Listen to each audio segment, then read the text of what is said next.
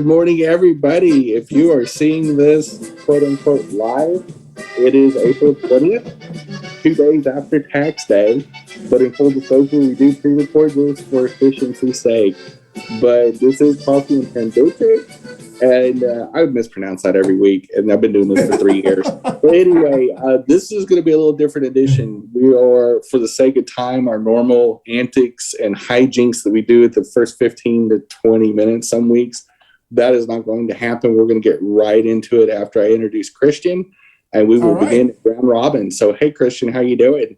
Hey, Jenny, how are you? Welcome, everyone, to Coffee Pan Dulce. I'm Christian Cano, one of your co-hosts, as Jenny said, along with Jenny Gunn, Barb Bacon, and Mama Ruth. And it looks like we may be Mama Ruthless tonight. I know she's got some things going on. She's got 5 boys, by the way, so she's always busy. Yeah. Thank you for those who join us on Facebook Live, but also those who join us on YouTube and then also Facebook later, and those who now listen to us on your favorite audio podcast platform, like iHeartRadio, Amazon, Apple, Spotify, and any other platform that you listen to. So with that said, Jenny, we're going to get directly into this. As we mentioned, we're not going to be doing our current events today since we value our candidates' time.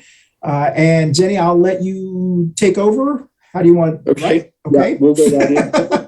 So I'm going to call the candidates one at a time. We'll do a brief introduction, the race you're running for, and maybe a 1-minute tagline or snapshot of why you're running, or something that's important to your campaign that you want people to know with your introduction. So I'm going to go right into it, and I'm going to go left to right through the Baby Brady Bunch screen, which may not necessarily keep you in order within you checked in, but we're going to get to every one of you, I promise. So the first one that I see from left to right is Tim Emery. And if you would introduce yourself real quickly, sir. Good evening. Happy to be here. I'm Tim Emery. I am a challenger running for district attorney in Mecklenburg County. And I'm a former public defender, current public service interest attorney. And I'm running for prosecutor because I'm tired of the reality that over the last 5 years, a Black person is 800% more likely to go to prison in Mecklenburg County than a white person. I want to hold police accountable when they break the law, something that's not happening right now. I want to end the mass incarceration policies of the district attorney's office. I want to promote racial and restorative justice practices. And finally, I am against the death penalty, and I commit to never seeking the death penalty. So I'm running what I call an unapologetic progressive challenge to our incumbent prosecutor. I'm happy to be here tonight. Awesome. Next candidate on my screen is Shantae Berghair. And if I butchered that last name, I apologize. No, you actually got it right. So thank you. Good evening, everyone. My name is Shantae Berghair. I am running for District Court Judge Seat 1. That seat was previously held by the Honorable Kimberly Best, who now serves as in Superior Court. I am an attorney. I practice primarily in family law, juvenile law, and estate planning and probate. However, I have experience that also includes civil as well as criminal.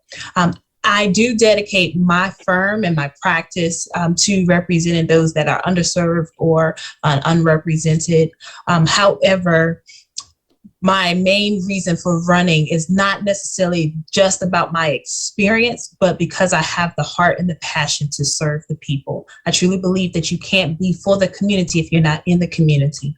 And so you have to be someone on this bench who has a heart to serve all people, regardless of your background. And so thank you all again for allowing us to join you tonight. Okay, our next speaker will be Ram, a friend of the show, been on a couple times, and welcome back. Well, thank you, Jenny. Christian, good to see you, sir. My name is Ram Mummadov. I'm running for newly drawn Congressional District 14, which covers Mecklenburg and Gaston counties. It's a new district, so the time has come for a fresh new generation to represent us. Now, why am I in this race? So many people in our district, if not everyone, sick and tired of being sick and tired of the same old machine. I'm running because I believe in America, because I believe in our future. Unfortunately, the future that so many of us are losing hope for, giving up on our society, on our economy, on our politics, and the possibilities as our needs go unmet. And I'm running to preserve the American dream for generations to come. Now, for years, we have elected candidates on their campaign promises to fix our health care, broken immigration process, to eliminate homelessness among veterans, to turn the minimum wage into a livable wage, to invest heavily into education, especially in the rural and challenged areas, to decrease the poverty level, and provide affordable housing, to stand up and elevate the common good for hard-working families and struggling communities. That hasn't been done. Why? Because, as I said, we keep sending the same old to representatives and getting the same old results. Rom, I'm going to have to redirect you. I'm going to have to redirect you because that was about a minute and a half. So I believe you, I promise. Good stump speech, though. I appreciate it. Rhett Newton, you're up next. Hey, everybody. I'm Rhett Newton. I am a retired Air Force colonel. I'm the former mayor of beautiful Beaufort, North Carolina. Believe it or not, I'm actually a college student. I'm at Duke University pursuing my PhD in marine science and conservation, and I'm a candidate for the United States Senate. And I'll tell you that prior to January the 6th of 2021, I had no inclination to run for United States Senate. But after watching the insurrection, the actions that continue to this day, I just can't sit on the sidelines while our democracy is under attack. And just for context, I was a squadron commander during 9/11. And on that horrific day, we were directed to launch with live weapons and rules of engagement that included the possibility of having to shoot down a civilian airliner and just having that sinking feeling of how in the world can this happen in our country. Roll forward 20 years, watching the insurrection, the same sinking feeling, completely different circumstances, but how in the world can this happen in our country? So the framework for our campaign is protect democracy at home and abroad, reverse the effects of climate change, protect our environment, and to help those tens of thousands of North Carolinians that are really struggling across the state. We can talk more about that as well. So thank you so much for letting me join you this evening. Thank you for not making me cut you off, Rhett. She will. Next candidate on my screen, and I'm bad with names, Belal, and I'm going to have you pronounce that properly. Sure. It's Bilal El-Rahal. Good? Right. Thanks, Thank Jenny. you. Hello, everyone. Thank you for this moment. Thank you for having us. My name is Bilal El-Rahal, and I'm running for District Court Judge, seat 19, the seat that will be vacated by Judge Tracy Hewitt. I currently serve you as an attorney at the Public Defender's Office, where I've practiced for years in district court, representing people in need and trying cases. I have put my body in the fight from my career in public service to expungement clinics and community engagement. This is necessary community and work experience to have district court judges who are qualified and equipped to preside in district court. It's the first level of court that is a trial court, and as lawyers will tell you, there is nothing like it. Having experience practicing law, trying cases, and engaging in advocacy work will help me be the judge that you deserve, and I hope you agree. So again, this is Bilal El-Rahal, and I'm asking that you remember justice for all with El-Rahal when it comes time to vote. Thank you. Good job. I like that one. Yeah, I love that tagline. That's an awesome one. Appreciate it. Everyone's going to say, can we do it again? Yeah. Next up is Roy Wiggins. Oh, we lost him. Oh, no. There he Judge is. Wiggins? Did he I come was back on? muted, guys. I'm so sorry. First of That's all, okay. thank you for hosting this. I'm glad to be here. My name is Roy Wiggins. As you can tell behind me, I'll move off to the side a little bit. I am running for Superior Court Judge. I am currently serve all of you in our community as a district court judge, and I have served in that capacity since 2018, where I was appointed by Governor Roy Cooper to serve in that capacity. Since that time, I have served in leadership positions within our office, and I've served in almost every area of court you can serve in: criminal, civil, domestic violence, criminal, civil, juvenile, family, including children, and mental health and recovery courts that are very important in our system to try to divert people from criminal cases to fight addiction and to fight mental health problems that led them into criminal court. I found that very important. I believe, I feel comfortable in saying that during my time as a district court judge, I've developed a reputation as being thoughtful and listening and paying attention and treating all people with fairness, dignity, and respect. And as your next Superior Court judge, it is my goal to continue to do that. I believe it's important for our citizens to feel that they have been treated fairly and trust our system. So many people come into our court system and feel like because of their background, their socioeconomic service backgrounds, the color of their skin, or any other identifying factors really, that they feel don't get a fair shake. And that should not happen to anyone. The courts are the people's court. This is the people's court. It's one of the most public things we're ever going to do. So I want people to have trust in our system. And I know I'm almost out of time, but I will say something that Mr. El-Rahal said, that I think that background is important. Prior to being a judge, I practiced law for over 27 years. I've represented a very diverse client base in almost every level of court you can. And I've worked in my community in several nonprofits trying to help others. And I think that that's my mentality. I want to serve our community as a Superior Court judge. And I'm going to end with Wiggins as the right choice for Superior Court judge. Thank you, Roy. We're going to take a quick commercial break, and we'll be right back. Right back. Hey everyone, thank you so much for watching our Coffee Pan Dulce Show every week. Don't forget you can watch us visually on our video podcast platforms on Facebook and YouTube, but you can also listen to us on your favorite audio podcast platforms like Apple, Amazon, iHeartRadio, Spotify, and all of the other ones that your favorite, whatever your favorite is. Once again, thank you for watching us on Coffee Pan Dulce. We'll dance out. Well, welcome back, everyone. And Jenny, you want to go ahead and continue? Yes. So my next up on my screen is Samantha Mobley. Hi, Jenny. It's nice to see you again. Good evening, everyone.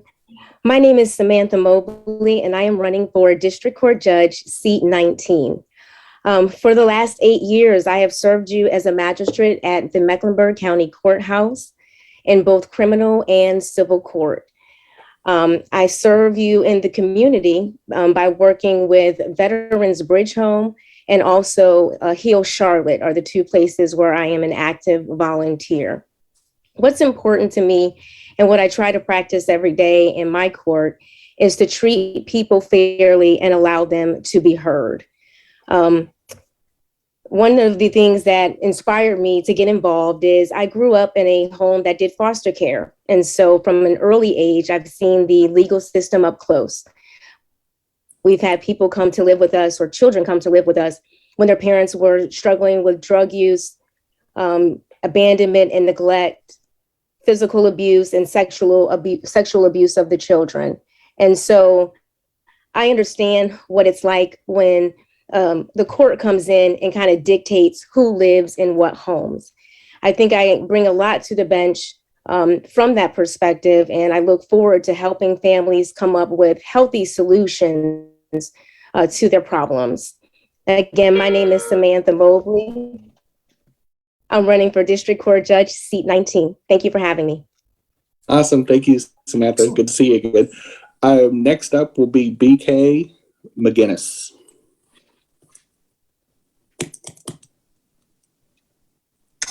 Hi, I am BK McGinnis, your Democratic candidate for U.S. Senate.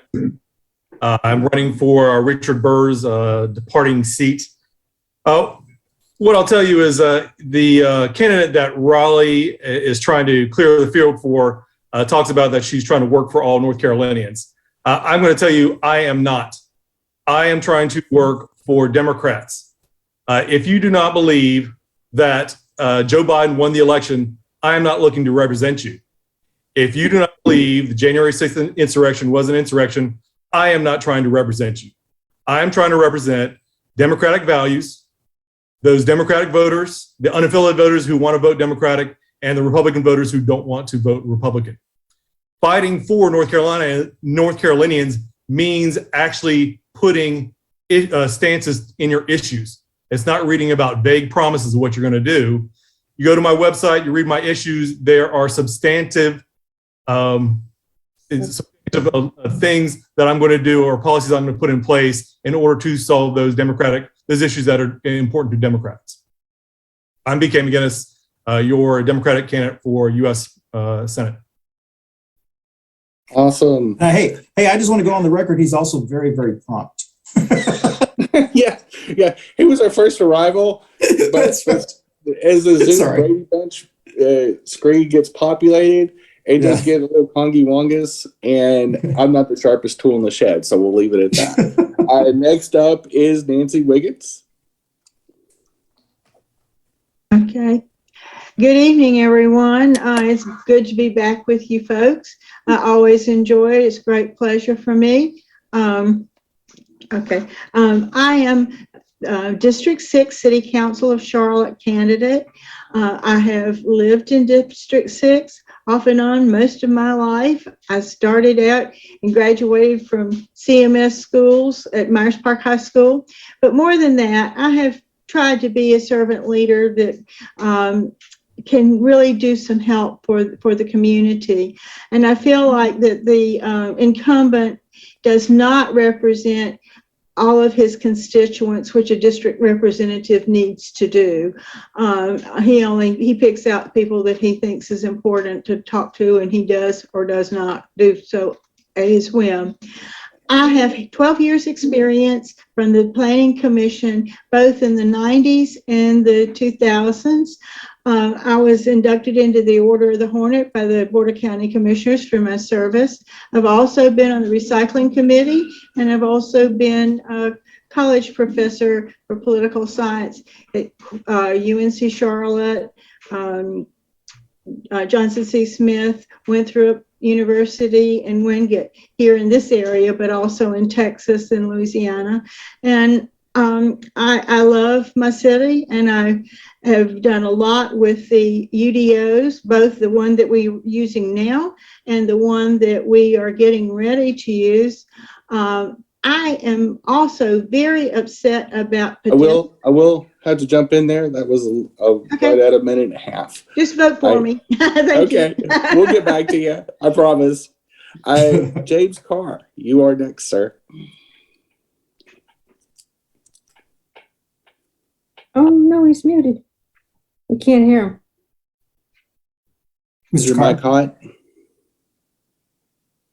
Oh, no. He's having technical difficulties, which is very common. Yeah, can you hear me now? Me. Yes. There we go. You are live. You are live. We just wanted to make a grand entrance. Funny is that when I tell you my background, it'll be even funnier. So okay. So my name is James L. Carr Jr., candidate for the U.S. Senate.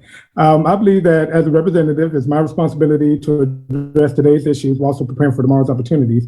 I believe I have a unique background in that I started my career, I currently work as an IT consultant, believe it or not, even with the technical issues. And one of the things I started off doing phone support. And when you work on phone support, and I now work with external customers, some of the largest companies in the world providing cloud services. And what I've learned is that you have to address the customer's concerns. It is what you have to solve their problems. You have to provide a solution in which they agree that the solution has been provided and that the issue has been resolved. And what I found is that empowers my customer to move forward to the next stage. And I see that with our country, we need to empower people in order to move to live the best life, because that's the majority of the issues that we're facing in our country is that people don't feel empowered to pursue their own dreams, goals, and aspirations. I believe in empowering people. And as a representative of the Senate, that's exactly what I'll do. I know that was my minute, so I'll leave it at that. Yeah, no, I appreciate that. And our next, and I believe it's our last candidate, is Emery. Emery, are you there? Emery. I'm not a candidate, actually. Pardon me? I'm not a candidate. Oh, okay. Okay. Yep. Are you crashing our show? Kind of. Sorry about that. All right. All right. Well, Jen, listen, I'm completely out of sync here, and you know what I forgot to do? Yeah, we normally do plug Manolo's Bakery. They are our Yes. pastry sponsors. So if you want to do a real quick plug. Yes. So we're going to act like, if you heard all the candidates right now, this is normally how we would start the show. Everyone salute to your neighbors, whatever you're drinking this morning. I'm actually drinking coffee. If you're, whatever you're drinking. And we also want to thank our producer, sponsor, and supplier, Manolo's Bakery here in Charlotte, North Carolina. Manolo's Bakery on Central Avenue. Barb, I actually picked up one of these for you, Barb. Hey, thanks. I appreciate it. My last name's That's right. That's right. Manolo's Bakery here on Central Avenue in Charlotte. Please support your Black and brown small businesses or any small business during this global pandemic. Please always try to buy local and try to buy Latinx or Black and brown. All right. Go ahead, Jen. Sorry, I had to throw that in. Oh, no worries. Christian, before we jump, do they have a tres leche cake there? Do they make I don't, but that's what they're known for. They're known for the tres leche cakes, their pan dulces. Yes, that's you're right. Yeah, he's I've heard they're actually quite phenomenal too. So yes. They do use a lot of milk in them, so I cannot have one. That's right. Because I am lactose intolerant, which y'all didn't need to know that, but I added it anyway. But their pastries are phenomenal, no matter what diet you're on. Sometimes you just have to cheat. But anyway, let's get back to the show. So the first thing is I want to go after, not go after, but address anybody that's running for a judge position, and anybody can jump in on this. What do you think is probably the most important when you're viewing the candidacy by a social justice lens? What do you think is most important for somebody sitting on the bench? What is things that you would have to consider, considering what the society is going through right now? And anybody's welcome to jump in. Hi, Judge this Wiggins is Samantha Mobley. I'm running for District Court Judge, seat 19. One of the things that is going to be most prevalent as I sit on the bench, and actually that has been most prevalent as I have sat on the bench as a magistrate, I have seen a disproportionate number of people of color being brought before the court, including African Americans. And so it's really important to me every time a case is brought to me that I thoroughly review the case. That means looking at the evidence and listening closely to the testimony and really truly trying to determine, is there probable cause here? And for anyone who is not familiar with probable cause, it's a standard that has to be met, that it's more likely than not that this person committed whatever it is they're being accused of. So instead of just accepting the case for what I'm initially told, really review it and make sure that the people that go beyond me are people that meet that standard and not anything less. Thank you. Thank you. Any other justices or people running for a judgeship want to jump in? I'm going to echo a little bit about Judge Mobley said, is that I have, as a longtime practicing lawyer and a current judge, I have, and seeing the events of the last few years, I do think that people of color often feel that they're not being treated fairly, and there's statistics to back that up. I feel like as one of the leaders of the court system, it's incumbent upon me to be aware of those issues and to have people, this is very important to me in my courtroom, when someone comes in, to not be judged by anything other than the facts of the case, period. As I said earlier, what their socioeconomic background is, what the color of their skin is, who they worship, what their nationality may be, any other identifying characteristic should not have an impact on their case and on the ultimate resolution of their case. I think that's something that not only in Mecklenburg County, but nationally we have to work on. And I think that it's very important that we continue down that path and improve in that path, actually. Ms. Hager, I think maybe, are you want to jump in? Yes, I did. Okay. As someone who, I'm an attorney again, that represents clients on a day in and day out basis. So I'm there with them in the courtrooms, standing before the judges. So I would say I definitely know exactly what it is that they're standing in need of when it comes to social justice. They are looking for someone who can truly say they're going to listen to them and be fair in their outcome. So when you think about social justice, you're thinking about, okay, fairness and equity. We need to also, I guess, to promote fairness, we need to realize that one of the things that they face are biases. And so we need to, one, acknowledge it. And then two, what can we do about that? Well, there's training out there to make sure that those who are not aware of the biases that exist, how can you address those issues? So for me, being on the bench is being able to create an atmosphere where they can walk into the courtroom, they feel respected as an individual, they feel like they're going to be heard, they will be treated fairly, because again, I represent them. So I already know what it looks like for them when they go inside of that courtroom. Anybody else want to weigh in on that question? Yeah, I'd like to jump in, Jenny. Thank you. Yes, please. I would, just kind of piggyback off of that a little bit. Again, Bilal El-Rahal running for district court judge, seat 19.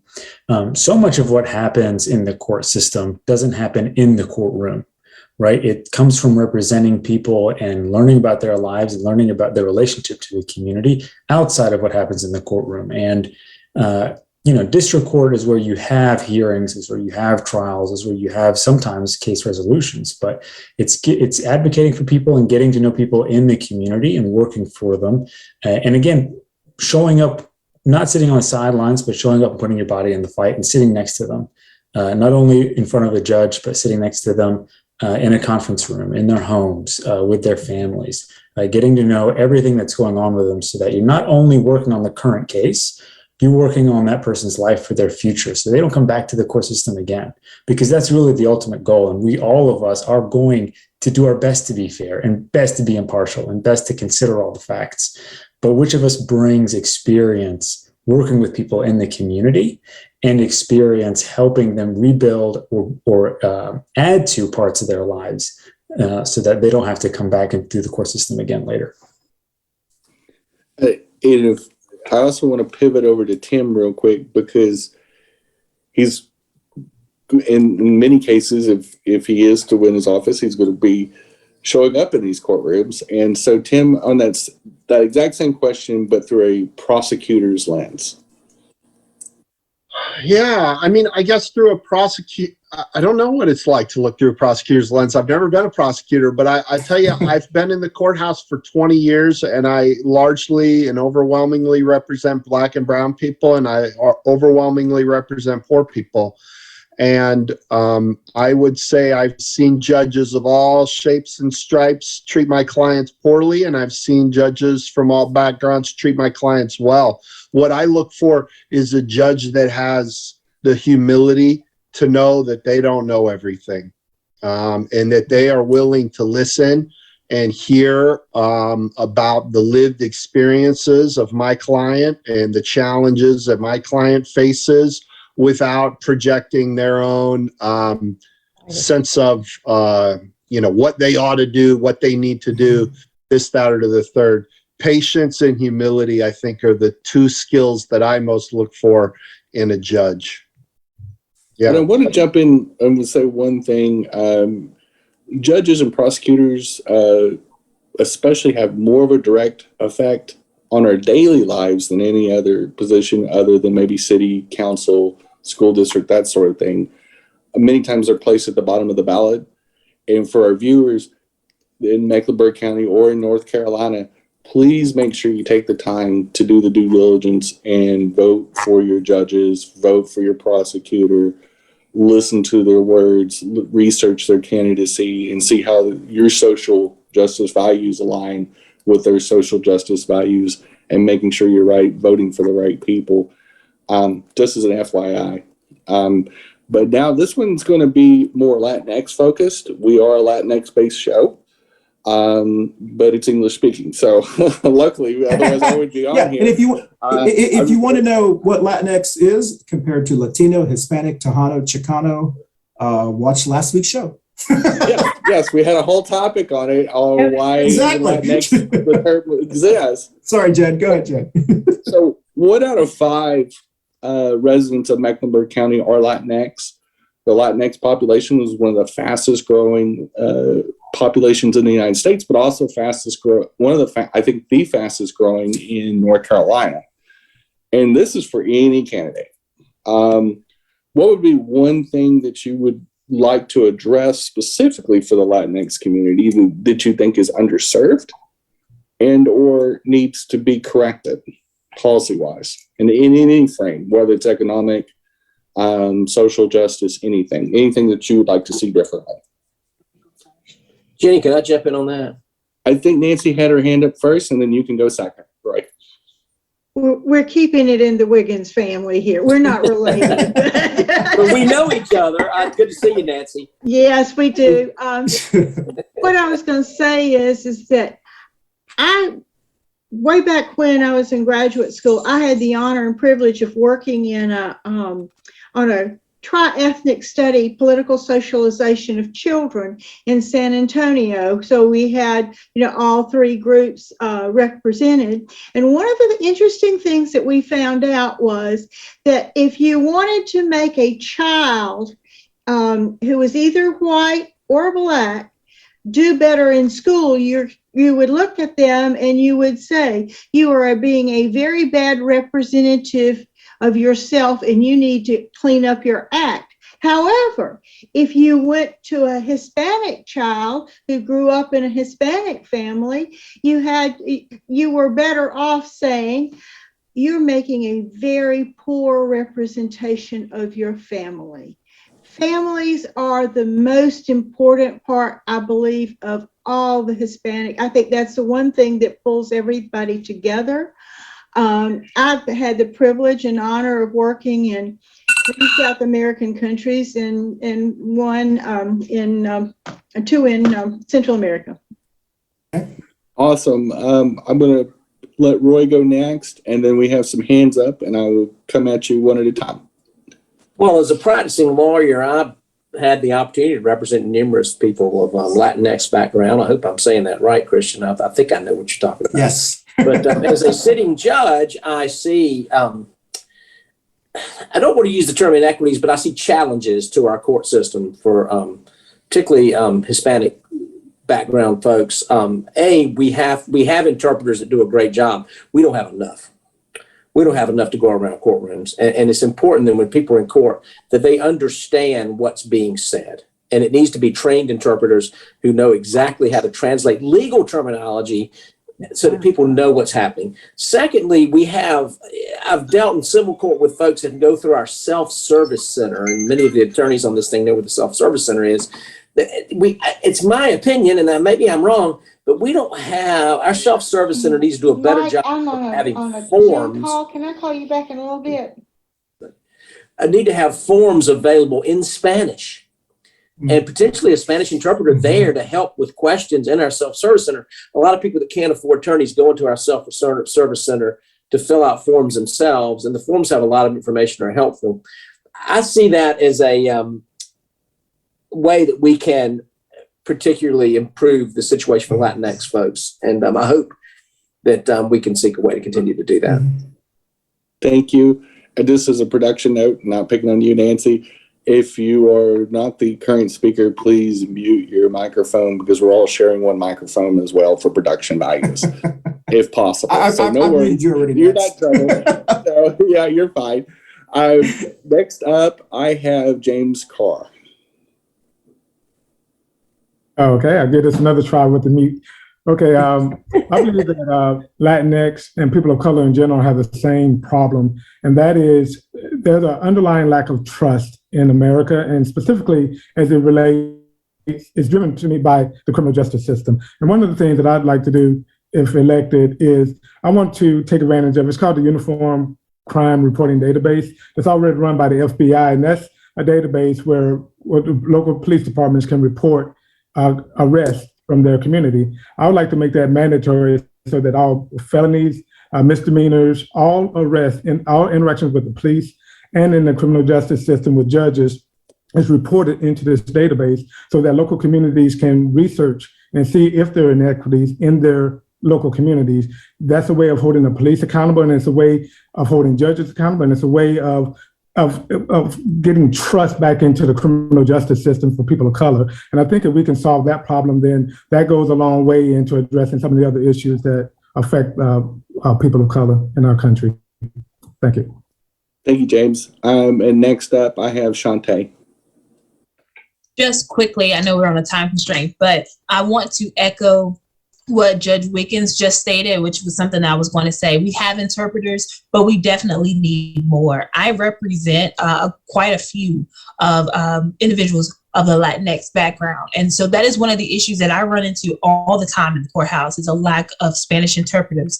Another thing that I feel like we could do is having someone or some entity who can translate their orders, because too many times I've had, my clients call and ask, can this be in Spanish? And so luckily for me and my firm, my paralegal does speak Spanish. So she's able to do that. And I purposely made sure that I have someone in my office that can speak Spanish to serve that community. So it is so important that we have even that service in our courthouse. Awesome. Thank you. Next up, Ram. For the record, let me tell you that as an immigrant myself, I've worked from day one when I came here. I've worked with a lot of Spanish-speaking individuals from different communities. And for the record, let me tell you that Spanish-speaking communities are the hardest working communities in the United States. Okay, the hardest working communities. What's missing there is the self-confidence, confidence in their ability to be who they want to be. And that comes from the lack of equal opportunity. What we need to provide is the clear asylum process for individuals who are in the country, or for certain reasons, they might not be legally in the country or working legally, but they've been in the country for so many years and they're afraid to speak up. They're afraid to show who they are. And that's where they need a strong advocate for themselves to help them to be on the clear path on to the citizenship. So we need an asylum process, and immigration right now is a hot topic. You know that all over the country. Yeah. We need to make sure the asylum process is clear to provide these hardworking individuals a path to citizenship where they are not afraid to be who they are. That's number equal opportunity. Education is another thing, to provide education to the children who are born here or they were brought along with families. So that's where I stand for the free community colleges, that education is provided to every single individual in the country, because education is the future. You get education, you get a job, right? So that is extremely important, to provide that confidence so that people can be confident in themselves and in their own future. Awesome. Next up is Samantha.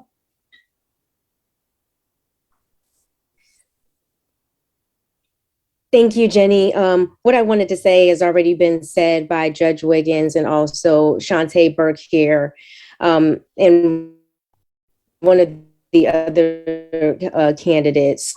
So I won't take up anybody's time. And next it would be BK.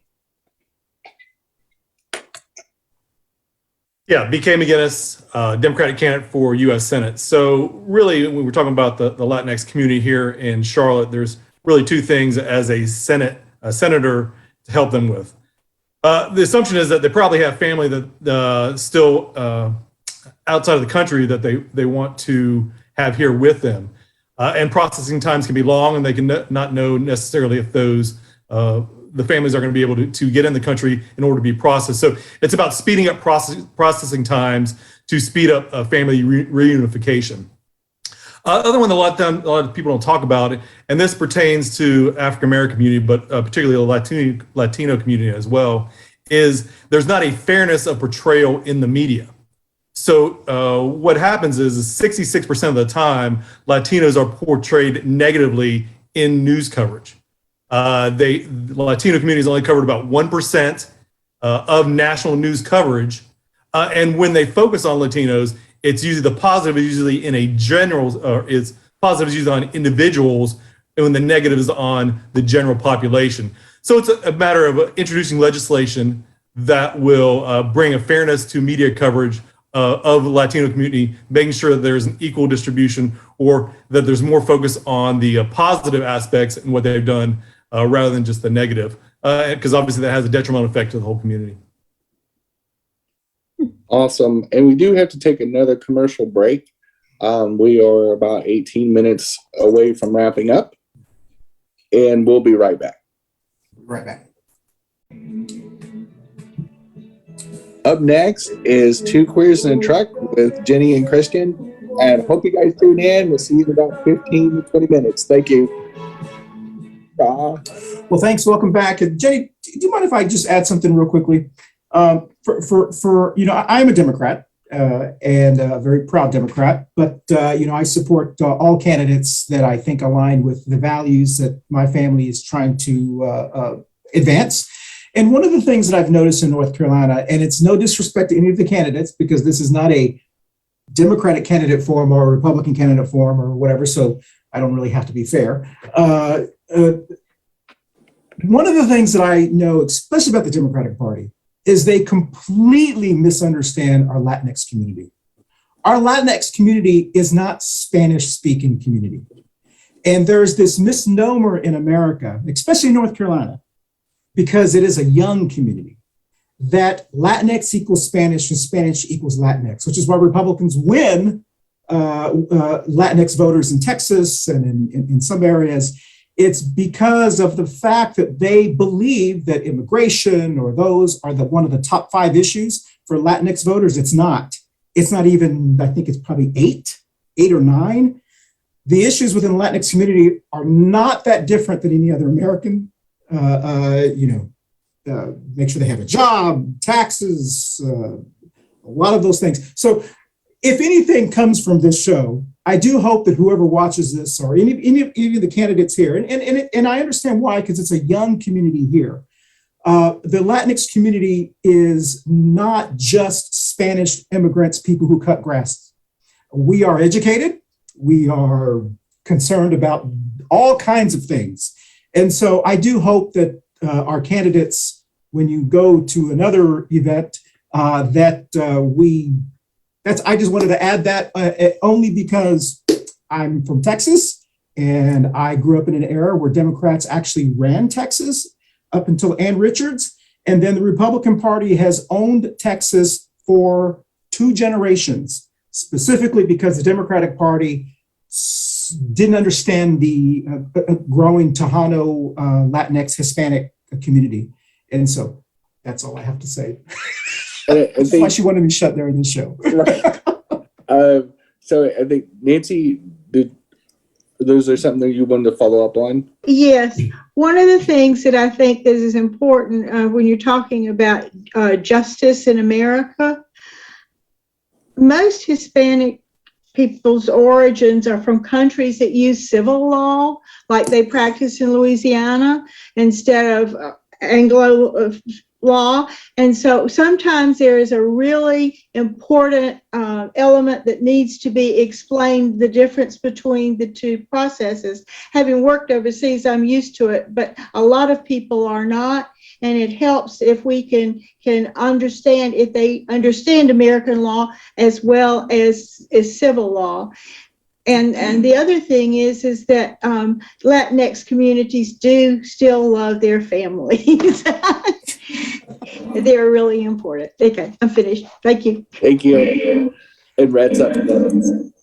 Hey, thanks. And Christian, thanks for teeing this up for me as well, because we have 2 huge issues: democracy, protecting our democracy, and the reversing the effects of climate change. But another huge issue is a wage gap. And that kind of bridges all colors, all races, all areas. So when I go across the state, there's lack of affordable healthcare, there's lack of affordable housing, there's food insecurity, there's lack of broadband in the rural communities, there's lack of transportation. And the pandemic has disproportionately affected those people that are stuck in this wage gap. And I'll give you a classic example of those people that are working in meat packing plants across the state of North Carolina. They've been forced into really unsafe working conditions as well. So one of the things I really talk a lot about is how do we decrease this wage gap? How do we work with people to be able to help them? Because if you've got resources, you can survive a pandemic, you can survive a storm, but if you don't have those resources, you just can't recover. So that's a really strong part of my campaign. So thank you for that, Jenny.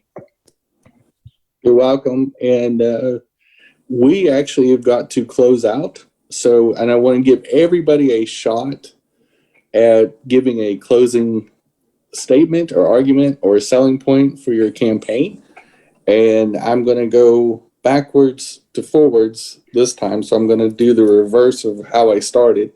So the last person that I took was Nancy Wiggins. So Nancy, you will actually start us off. Oh, Nancy, you're muted.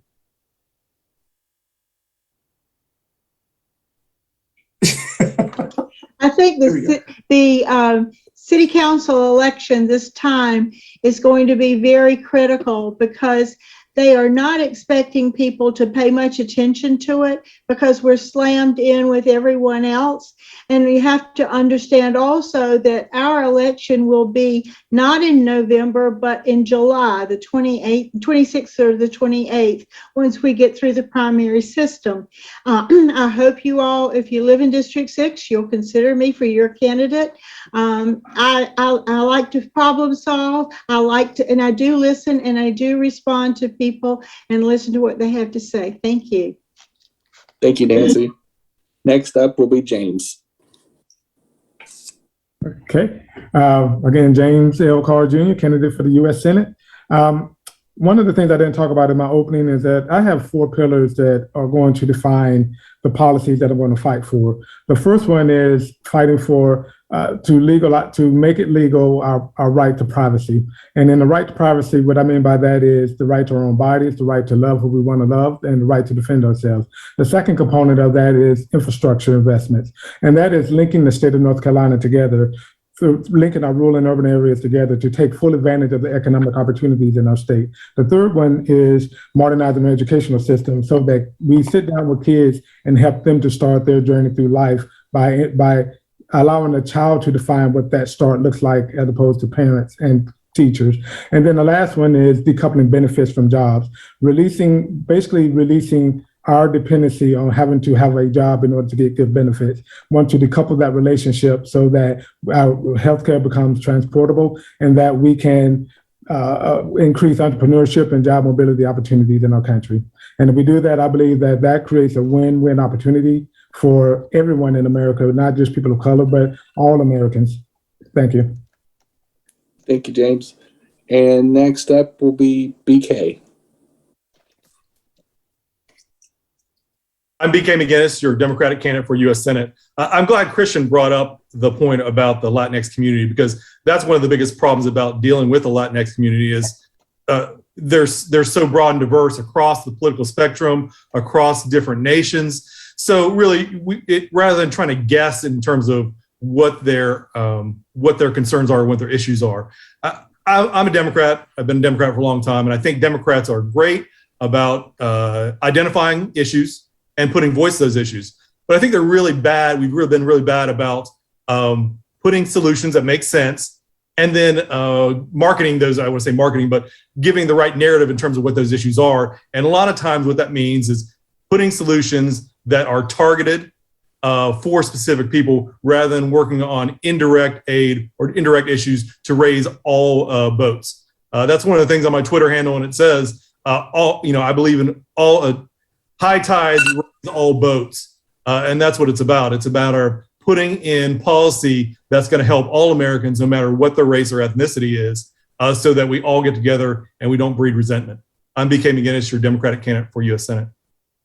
Thank you, BK. Next up is Samantha. Thank you, Jenny.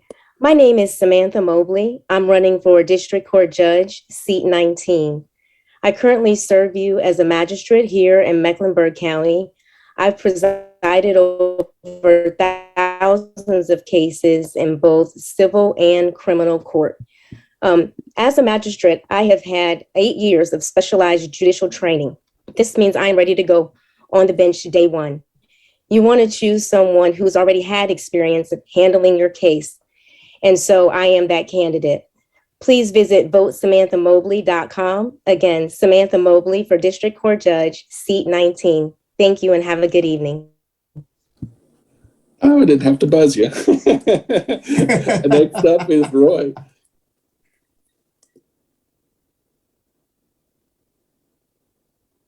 All right, thank you very much. Once again, I'm Roy Wiggins, running for Superior Court Judge, and you can go to my website, at judgeroywiggins.com to learn more about me. I do want to close by saying a lot of the topics that have come up tonight are so important.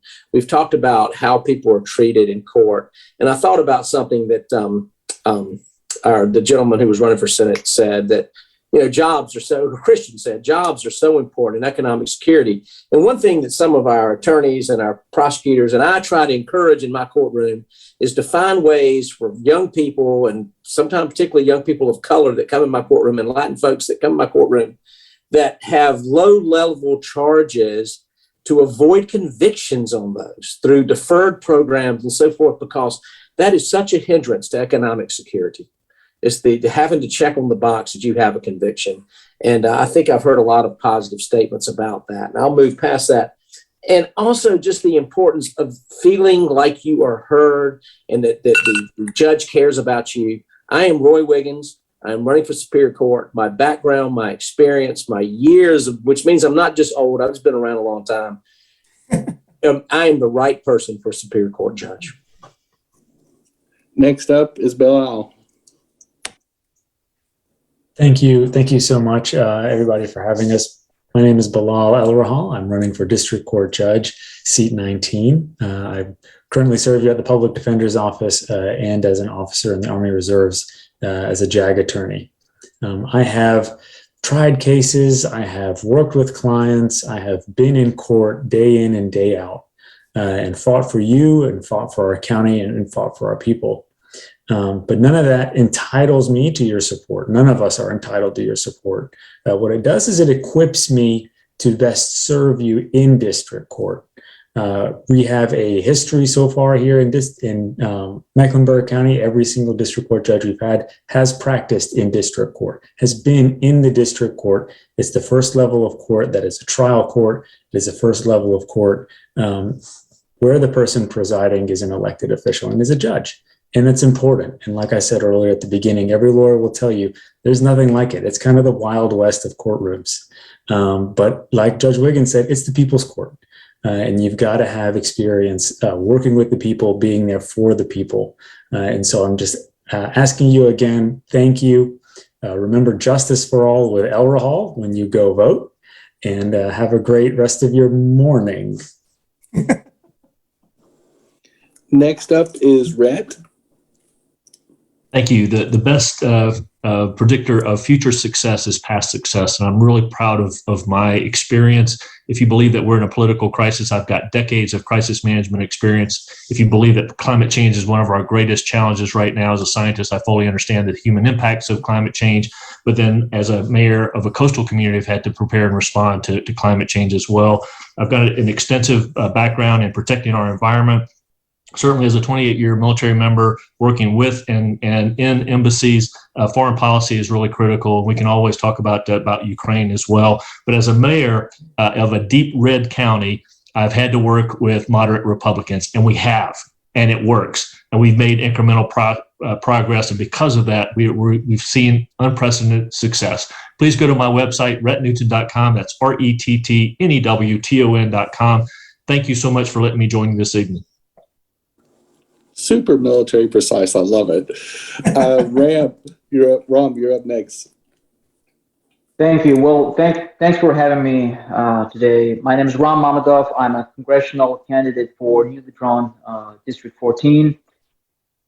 I always believe that elected representatives and decision-making bodies, local or on federal level, they serve their communities best when they have a direct experience with the challenges that their constituents are facing.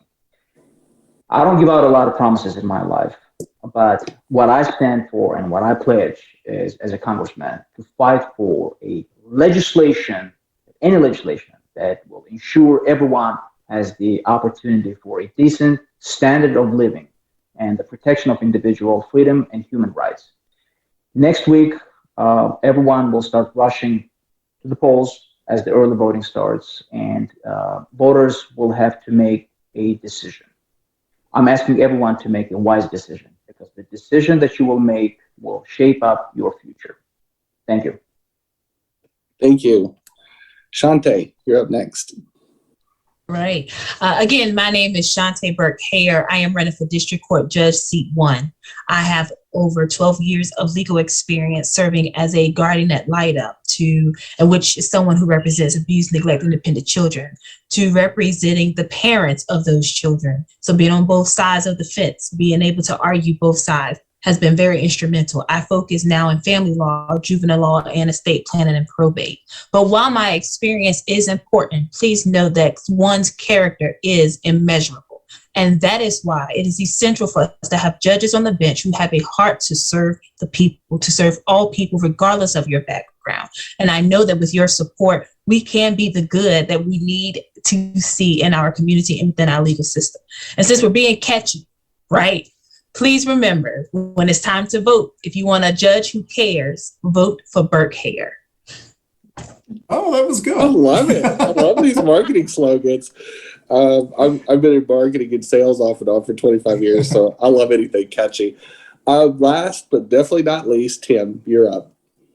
Hey, thank you. So if you believe that decades of tough on crime, mass incarceration policies haven't kept us safe and haven't been distributed equitably, then I'm a candidate for you. If you believe that our criminal punishment system is rooted in white supremacy and anti-Black racism, and as such, a system like that, we can't nibble around the edges. We have to look for transformative change. I'm a candidate for you. If you value public safety, you want Charlotte to be the safest city it can be, you value evidence-based solutions and creative solutions, I'm a candidate for you. If you think that things are going pretty well and that it's a fair and equitable and just system that's dependable and reliable, then I encourage you to support my opponent. Thank you. Well, that is awesome. So a couple things to wrap up the show. One, we do have an addendum interview at the end of this for a candidate that is going through an emergency meeting. She's currently serving on the school board, the local school board, and is running for county commissioner at large. Jennifer Delahara will be on as an add-on to this show. So don't go anywhere just because we say bye. So you're going to see us pop up for another couple of minutes or so to finish out the show. The second thing is, if you ignore your democracy, it will go away. The best thing you can do, people ask me all the time how you can help your community, is participate in democracy, whether it's helping a friend get registered to vote, have a voting party, take 4 or 5 people and all go vote early. We have a wonderful early voting system here in North Carolina, where it gives us ample amount of time to go vote, including we can go vote on May 17th, the day of the primary.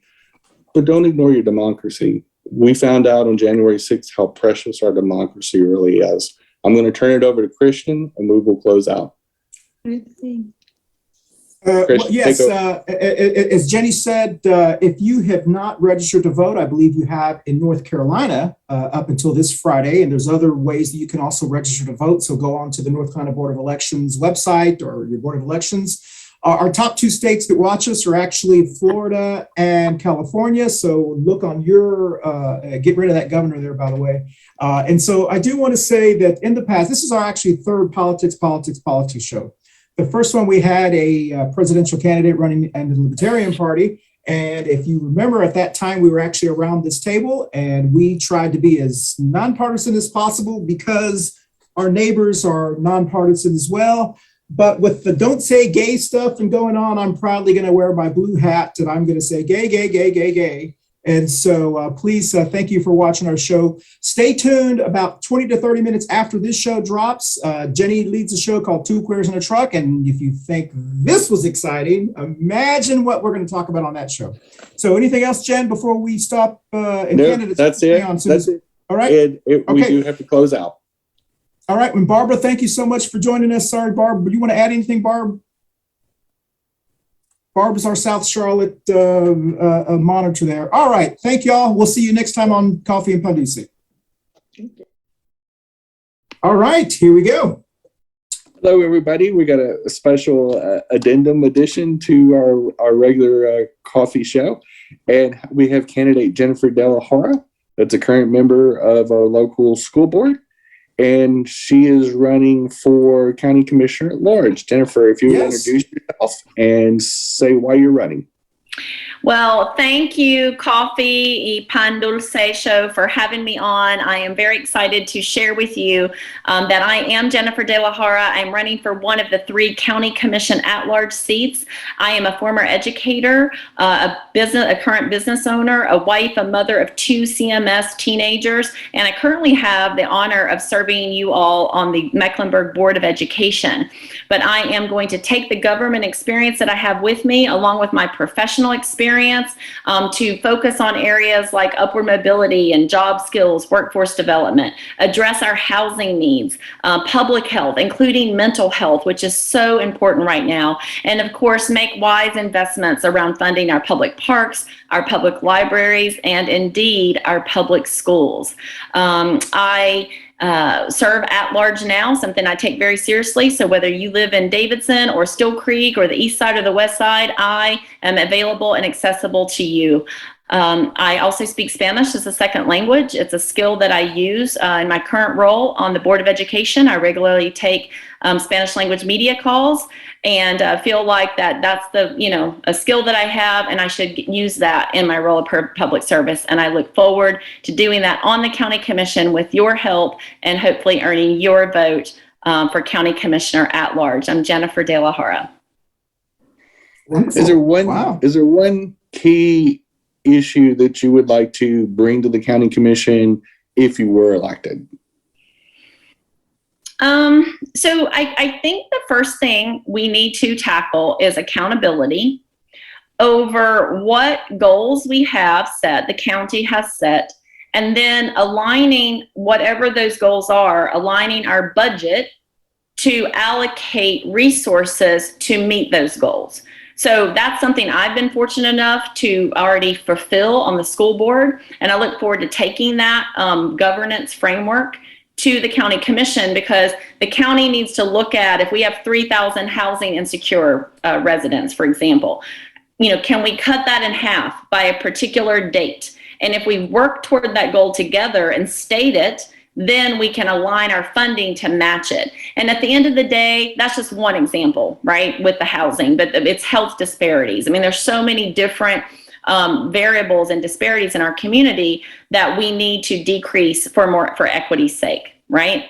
But that's sort of an overarching theme of making sure that we have the accountability, and it's one of the reasons why I decided to put my hat in the ring and really challenge the incumbents that are there, because I feel like the experience that I have will give new, fresh voice and new ideas to the county commission collectively.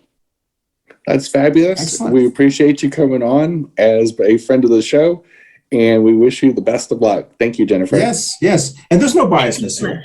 No, not at all. Not at all. No. Thank you, Jennifer. Well, hey, I'm down with that. I'm down with that. Right. Let's vote against crazy. That's okay. Right. That's right. Exactly. Muy bien. Right. You guys have a great night. Great to be with you. Bye. Hey, y'all. Thanks for watching our politics show. Without y'all, Christian and I and Barb would just be talking to ourselves. So anyway, we do appreciate it. Vote. Get some friends to register to vote and participate in our great democracy. Thank you for watching. Don't boo, vote. I came up with that, by the way. Bye, y'all. Next up, thanks for watching Coffee and Pan Dulce. Next up is Two Queers in a Truck. Stay tuned.